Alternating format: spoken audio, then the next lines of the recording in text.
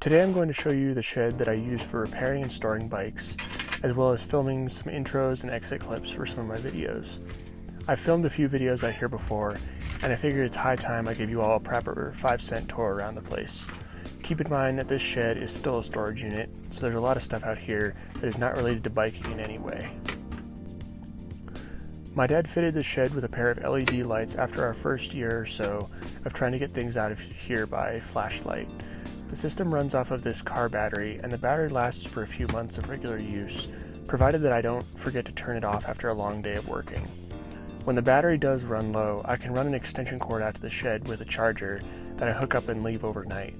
For a battery of this capacity, it usually takes around a day and a half to charge up the system. My workbench sits on the left side of the shed towards the back. I have a nice space to lay out all of my tools and supplies when I'm doing repairs or just general maintenance. Lately, it has become a bit more crowded since I've gotten some new tools and not had any good places to put them where they wouldn't get lost. I'm hoping to fix that problem in the next few weeks. Underneath my workbench, I have a large box of spare bike parts.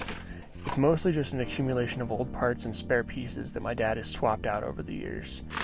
I'll occasionally dig up a spare 26-inch tube out of here and use it when I'm bringing one of my neighbor's bikes back to life. I use a few parts of the gray shelf to store my helmet, gloves, and shoes, as well as all the other stuff I would carry with me when I'm out riding. I have a spare tube, a CO2 cartridge for inflating a flat tire, a small bottle of sealant, and usually a granola bar of some sort. All of that sits in my helmet on the shelf, out of the way, but always where I can find it. My repair stand is right in the center of the shed. I have had this stand for over 5 years, and it is still working pretty well. It's definitely starting to show its age though.